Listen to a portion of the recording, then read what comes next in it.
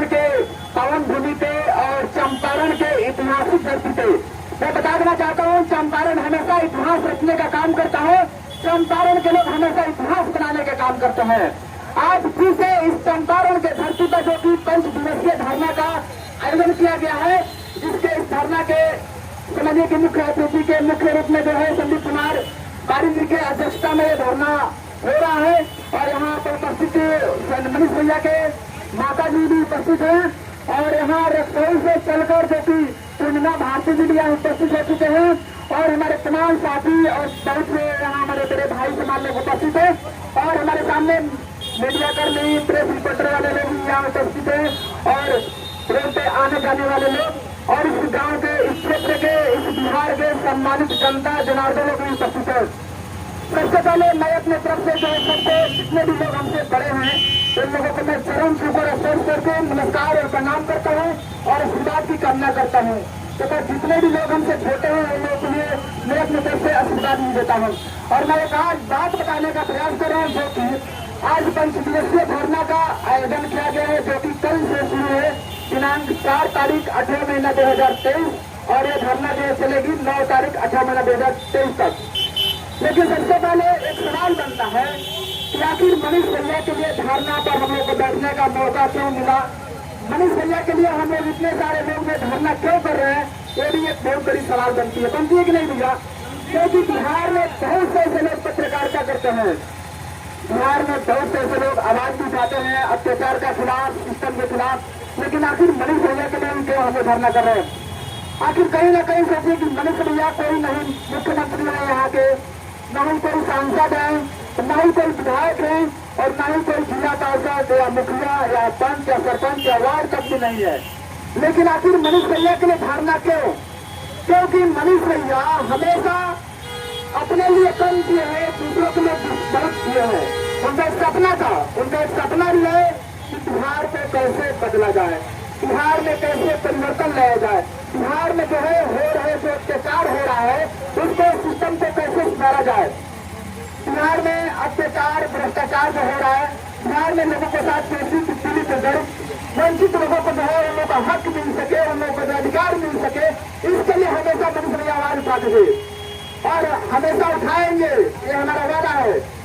लेकिन यही बात जो है यहाँ के सिस्टम में बैठे अधिकारी लोगों के साथ अच्छा नहीं लगता था कि मनीष भैया एक लौटा एक ऐसा इंसान, हम सभी सिस्टम को खंगाल कर रख दिए हैं। जहाँ भी जाते हैं, जहाँ रुक जाते थे वहाँ पे समझिए कि वहाँ पे सभा बन जाती थी, जहाँ चल देते थे वहाँ पे रैली निकल जाती थी। ये हकीकत है। अरे सही है कि नहीं भाई? सही बात है कि नहीं? आप लोग बोलो। और ऐसे इंसान को आज ऊपर देशद्रोही का जो है मुकदमा लगा दिया गया है। सोचने वाला बात है, जो इंसान हमेशा देश के हित में काम करते थे, गरीबों के लिए काम करते थे, देश को कैसे डेवलपमेंट किया जाए, हमेशा बाहर भी जाते थे तो बाहर के राज्यों से वहाँ के कंपेयर करते थे हमारे बिहार के लिए कि देखिए बाहर के राज्यों में देखिए। मैं और बात बताने का प्रयास करूंगा, जब हमारा देश गुलाम था 1947 के पहले और जब हमारा देश आजाद हुआ सन 1947 में, तो उस समय समझिए कि बिहार भी आजाद हुआ। ऐसा बात नहीं है कि बिहार उस समय गुलाम था। जब आजाद हुआ हमारा देश तो सब एक साथ हुआ और बिहार भी इसी देश का अंग है। लेकिन कहने वाला बात है, बता देना चाहता हूँ कि जब हमारा देश आजाद हुआ उस समय आजादी के बाद हर राज्य को डेवलपमेंट कर गया। आप देख सकते हैं आजादी के बाद बहुत से ऐसे राज्य हैं वो जो है दीन दुनिया राज्य डेवलपमेंट कर गया। वहाँ इस राज्य के लोग जो है खुश सुखमय जीवन बिताते हैं। वहाँ बड़े बड़े इंडस्ट्री, बहुत बड़े बड़े फैक्ट्री भी है, वहाँ के लोग बिजनेस भी करते हैं, उन लोग आर्थिक स्थिति हमेशा मजबूत रहती है। लेकिन हमारा बिहार अभी भी गुलामी के जंजीरों से जकड़ता है, ये सही बात है। हमारा बिहार अभी भी गुलामी के जंजीरों से जकड़ रहा है। इसको कैसे हम आजादी मान लेंगे भाई? कैसे कहेंगे कि हम आजाद हैं? हम इसको आजादी कहेंगे? नहीं कहेंगे इसको आजादी। हम आदमी गुलामी करते हैं। छोटा बच्चा है गाँव में समझे किसी का मुखिया जी का गुलामी करता है, बड़े बड़े लोग किसी का पंचायत का गुलामी करते हैं, किसी नेता का गुलामी करते हैं, किसी सांसद जी का गुलामी करते हैं। आपको अधिकार कहाँ है कि उसको सच बात बोल सके? अगर आप सच बोलिएगा तो आपके ऊपर से लगाकर और जो है आपको इस राज्य से दूर कहीं तमिलनाडु जेल में भेज दिया जाएगा। उसको गुलामी न कहेंगे, उसको कैसे मान लेंगे हम आजाद हैं? कोई भी काम करने से पहले हमको किसी से एडवाइस लेना पड़ता है, कोई काम करे कि नहीं करे। वो बताएंगे कि हाँ, बड़े बड़े लोग बताएंगे कि आपको उस तरह काम करना चाहिए, आप उस तरह काम कीजिएगा। तो कैसे मान लें कि हम आजाद हैं? बात बोलने से पहले ही पूछना पड़ता है कि बात हम जा रहे हैं बोलने के लिए, सही बोल रहे हैं कि नहीं, तो बोलेंगे कि नहीं ये बोला तो ऐसा मत बोलना तुम। तो कैसे मान लें कि हम आजाद हैं? तो हम अभी भी गुलामी के जंजीरों से जकड़ रहे हैं, और जब तक हम लोग का सोच विचार ऐसा रहेगा ना, तब तक हम लोग गुलामी रहेंगे, हम लोग को आजादी नहीं मिलेगी। और यही बात है कि हमारे बिहार में बड़े बड़े इंडस्ट्री नहीं बैठाया जाता है। इसका यही मुख्य कारण है, मैं बता देना चाहता हूँ आप लोगों को, जब हमारे बिहार में बड़े बड़े इंडस्ट्री बैठ जाएगा, बड़े बड़े फैक्ट्री बैठ जाएगी, बड़े बड़े उद्योगपति आकर यहाँ अपना बिजनेस कर लेंगे, तो हम सभी छोटे लोगों को जो है रोजगार मिलना शुरू हो जाएगा। अगर हम पढ़ लिख करके सर्विस नहीं करेंगे तो हमारे घर के, हमारे पापा, चाचा, भाई जो भी लोग हैं उन लोगों को रोजगार मिलने लगेगा। जब इंडस्ट्री बैठ जाएगी तो रोजगार मिलने लगेगा, और हम लोग जो है जब काम उसमें करने लगेंगे फैक्ट्री में, तो समझिए कि बड़े बड़े लोगों के पीछे भागना छोड़ देंगे, मजदूरी करना छोड़ देंगे। ये सच्चाई है। और इसी का फायदा इस बिहार के बड़े बड़े नेता लोग जो उठाते हैं, हम जैसे गरीब लोगों के कंधे में बंदूक धरकर चलाते हैं, हम जैसे गरीबों को जो मोहरा बना कर चलाते हैं, हम सिर्फ लड़ने के लिए है, झगड़ने के लिए है, लेकिन हमारा जो अधिकार है वो नहीं मिलता है। सिर्फ हम अपना कर्तव्य को जानते हैं, लेकिन अपने अधिकार को भूल जाते हैं। और यही कमी है कि हमारे बिहार के लोगों को जो है अपना कर्तव्य तो कर देते हैं, अपना काम तो कर देते हैं, लेकिन हमारे अधिकार के लिए जब जाते हैं, अपना हक की लड़ाई लड़ने जाते हैं, तो उन लोगों से विरोधी हो जाते हैं। और जब तक हमारे बिहार में सिस्टम में सुधार नहीं होगा कि बड़े बड़े इंडस्ट्री बैठ जाएगी, फैक्ट्री बैठ जाएगी, वहां पे लोग काम करने लगेंगे, लोग आर्थिक स्थिति में सुधार होने लगेगा, तो धीरे धीरे जो है आर्थिक रूप से हम लोग को तंगी से छुट्टी मिल जाएगी। और इसी चीज के लिए जो है मनीष भैया खुद ही करते थे कि नहीं, यहाँ पे जैसे रोड बन गया है, बहुत जगह जाकर वीडियो बनाते थे मनीष भैया, तो देखते हैं कि रोड बन गया है लेकिन वहाँ पे नाली नहीं है। फिर रोड बनने से क्या फायदा भाई? लाखों करोड़ों के टेंडर पास कराकर उसमें जो है कितना पीसी तो नेताजी लेकर चले गए। हमारे पैसा का पैसा, हमारे आम जनता की पैसे से, टैक्स के पैसे से जो रोड बनती है, नाली बनती है, चाहे जो भी विकास की कार्य होती है, आम जनता की टैक्स के पैसा से होती है, लेकिन उसमें से पीसी नेताजी लेकर चले जाते हैं। भाई टैक्स भरेंगे, हाँ पूरा काम कराओ धरातल पे। यहाँ पे पीसी आपका कैसे बन गया? एसी में बैठे आपका पीसी बन गया। हम धरातल पे काम कर रहे थे, हमारा कुछ नहीं, हमको नहीं चाहिए पीसी। हमारा जो अधिकार, हमारा जो पैसा आ रहा है हमारे पंचायत में, हमारे क्षेत्र में, उस पैसा से अगर पूर्ण रूप से काम करा दिया जाए ना, तो एकदम विकास हो जाएगा। लेकिन यहाँ पे 5 लाख का अगर चलेगा, टेंडर पास होगा ना, तो आप 2.5 लाख मिलेगा यहाँ धरातल पर काम करने के लिए। 2.5 लाख उनको कौन चला जाएगा? से फलाने नेताजी का पीसी, उसके बाद उनके पीसी, उनके पीसी, पीसते इतना टूट जाता है कि पाउडर बन जाता है विकास धरातल पाते आते। ये सच्चाई है। लेकिन क्या करें हम लोग, दुर्भाग्य की बात है, एक आदमी से सिस्टम का सुधार होगा नहीं। जैसे आज मैं बता देना चाहता हूँ, जैसे मनीष भैया के लिए कितना बताया जाता है, उनके कितने फैन फॉलोअर लोग हैं, और शायद सबको पता होगा कि 5 दिवसीय धरना का आयोजन किया गया है इस चंपारण के धरती पर, लेकिन लोग नहीं आएंगे। शायद से मोबाइल पर देख लेंगे या कहीं से देख लेंगे, जानते हैं कि मनीष भैया में धरना हो रहा, लेकिन कम से कम आप लोगों का भी कर्तव्य बनता है। जब मनीष भैया आप लोगों के लिए लड़ाई लड़ते थे, क्या अपने लिए लड़ाई लड़ते थे? नहीं, कहीं जाते थे स्कूल में जहाँ पे समझिए कि शिक्षा का अभाव है, जहाँ पे स्कूल में जो है टीचर है लेकिन वहाँ पढ़ाई नहीं होती थी, उसके खिलाफ आवाज उठाते थे। कहीं बताइए ना, स्कूल देखिए, अब ये मैं बता देना चाहता हूँ, जो प्राइमरी स्कूल था उसको जो है माध्यमिक कर दिया गया है, जो माध्यमिक स्कूल था उसको हाई स्कूल कर दिया गया है, हाई स्कूल को +2 में कन्वर्ट कर दिया गया है। लेकिन वहाँ पर जाया जाएगा, सही रूप में चेक किया जाएगा ना, तो 4 से 5 टीचर मिलेंगे। क्लास समझिए कि कहाँ तक चला गया, जबकि हर क्लास में कम से कम 1 टीचर चल सकता है, लेकिन वहाँ पर शिक्षा नहीं मिलेगी। और इसके लिए नेताजी लोग भी आवाज नहीं उठाते हैं कि हमारे पंचायत में जो हाई स्कूल है उसमें से 10 या 12 शिक्षक होना चाहिए पढ़ाने के लिए, तो इसमें 4-5 शिक्षक हैं, कैसे हो पाएगा कवर? लेकिन उसके लिए भी आवाज नहीं उठाएंगे, क्योंकि वो लोग भी जानते हैं कि अगर हम आवाज उठाएंगे ना, इसमें से सही रूप से अगर पढ़ाई होने लगेगा, तो कम से कम इस गाँव का जितने भी बच्चे हैं लोग, इस गाँव के, इस क्षेत्र के जितने भी स्टूडेंट लोग हैं, उन लोगों को शिक्षा मिलने लगेगा। वो लोग शिक्षित हो जाएंगे, उन लोग जो अपना अधिकार और कर्तव्य को समझने लगेंगे और हमारा कहना कल से छोड़ देंगे। इसलिए भी सोचते कि चलो भाई बच्चा सब खिचड़ी खा रहा है और खिचड़ी के जैसा दिमाग उसका बनते जा रहा है। आइए देखिए, जो भी प्राइवेट स्कूल है वहां पर खिचड़ी नहीं मिलती है। प्राइवेट स्कूल में शिक्षा मिलती है, वहां पे तो ये नहीं देखा जाता है कि बिल्डिंग में हमारा बच्चा पढ़ेगा कि नहीं पढ़ेगा। वो मड़ई का भी रहेगा तो क्या है, लेकिन उसमें शिक्षा मिलेगा। 5 सब्जेक्ट अगर पढ़ाई होना तो 5 सब्जेक्ट उसको मिलेगा बच्चा लोग को पढ़ने के लिए। सरकारी स्कूल में अगर पूछ लिया जाएगा तो वहां पे नहीं मिलेगा। वहां पे जो है टीचर लोग बैठकर अपने साइड में मोबाइल चला रहे हैं लोग और बस पढ़ रहे हैं लोग, बस बच्चा सब स्कूल के ग्राउंड में बैठकर स्कूल के क्लास के अंदर बैठकर हुक्म कर रहा है सब। यही सब चीज को मनीष भैया दिखाने थे, खोलते थे, चाहते थे कि नहीं बच्चा सबसे दे गवर्नमेंट स्कूल में, जो कि उसमें का टीचर लोग अगर पूछ दिया जाएगा तो देखा जाएगा किसी का मंथली जो 40,000, 50,000, 60,000 तक मिल रहा है।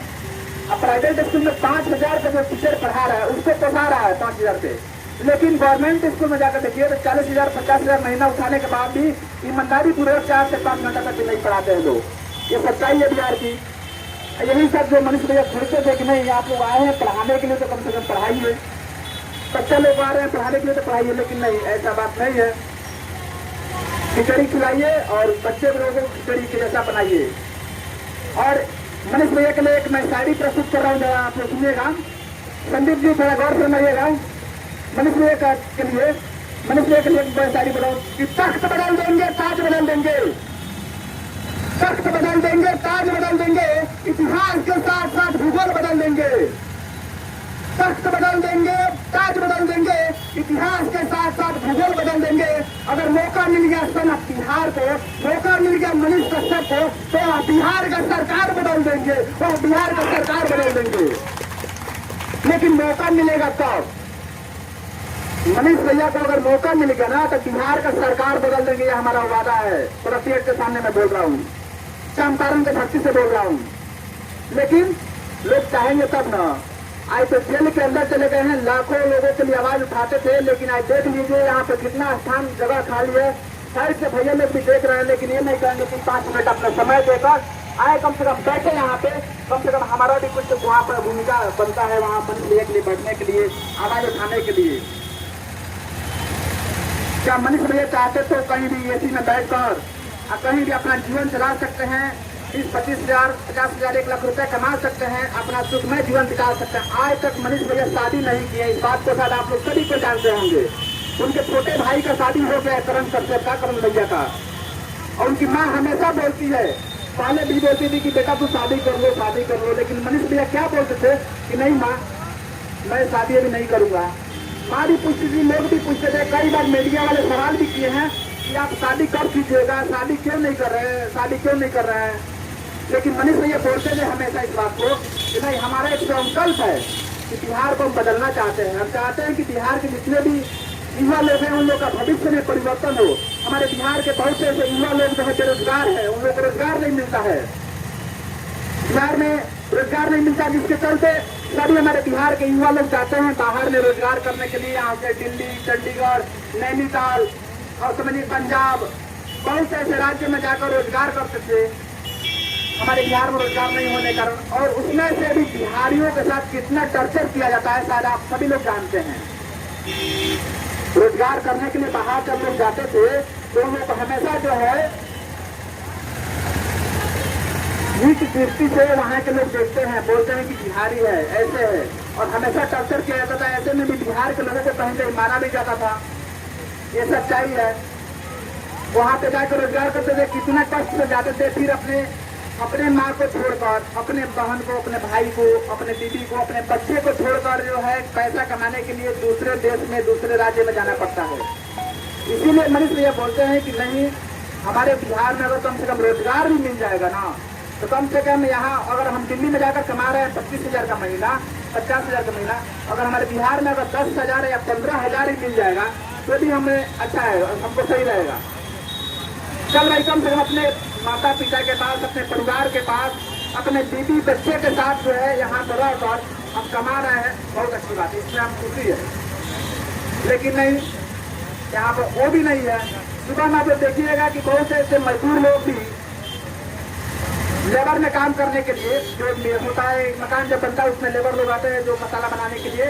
लेबर में काम करने के लिए भी मजदूर लोग जो है डेली अपने गांव से, अपने देहात से, जैसे बेतिया टाउन में आकर 3 लाइट में एक चौक है, छावनी में भी एक चौक है, वहां पर आकर लोग खड़े होते हैं। जानते हैं किस लिए? कि आते हैं हम यहाँ पर खड़े रहेंगे तो हो सकता है किसी भाई को अगर मकान बनता होगा, इसमें लेबर की अगर आवश्यकता होगी तो लोग आएंगे और हमको लेकर काम करवाने के लिए जाएंगे। लेकिन सोचिए कि काम की तलाश में देहात से लोग आकर टाउन में अपने आप को खड़े हो जाते हैं बिकने के लिए। क्या ये सही बात नहीं? बिकने के लिए कि आज हमको कोई खरीद ले, आज हमको ले जाकर अपने घर में काम करवा ले, तो समझिए जो काम करवाता है उसके लिए कूद जाते हैं। लेकिन ऐसा भी अगर होता है बिहार में, चलो भाई कम से कम रोजगार मिल रहा है काम करने के लिए, तो भी सभी लोग को संतुष्टि मिलता, खुशी मिलता, चलो आज कम से कम हमको रोजगार मिल गया। लेकिन ऐसा नहीं होता है। बिहार में हमेशा समझिए क्या करते हैं लोग, अपने सत्ता के सिंहासन पर बैठकर अपने कुर्सी को बचाने के चक्कर में लोग अधिक रहते हैं। गरीबों के बारे में कोई सोचने वाले नहीं है, गरीबों के बारे में चिंता करने वाले कोई नहीं है। कैसे किया जाए सिस्टम को सुधार हो, जीरो ग्राउंड से लेकर ऊपर तक की सुधार हो, लेकिन ऐसा बात नहीं है। जब भी चुनाव आएगा फिर नेताजी लोग आएंगे और जाति के नाम पे, पार्टी के नाम पे बांट देंगे, हिंदू के नाम पे, मुस्लिम के नाम पे बांट देंगे और अपने जो है उसका फायदा उठा लेंगे। और ऐसा ही होता है। इसमें कमी लोगों का भी है, ऐसा बात नहीं कि सब कमी नेताजी लोगों में है। कमी लोगों में है कि जब जाति की बात होती है, पार्टी की बात होती है, हिंदू की बात होती है और मुस्लिम की बात होती है, तो हम लोग उसके बहकावे में चले जाते हैं। और मनीष भैया के लिए भी एक बता रहा हूँ, जाति की बात आई है तो मैं बता देना चाहता हूँ। मनीष भैया नहीं जाति की बात करते हैं और ना ही पार्टी की बात करते हैं। मनीष भैया नहीं जाति की बात करते हैं और ना ही पार्टी की बात करते हैं। मनीष भैया सिर्फ और सिर्फ इंसानियत की बात करते हैं, सिर्फ और सिर्फ इंसानियत की बात करते हैं। जिंदाबाद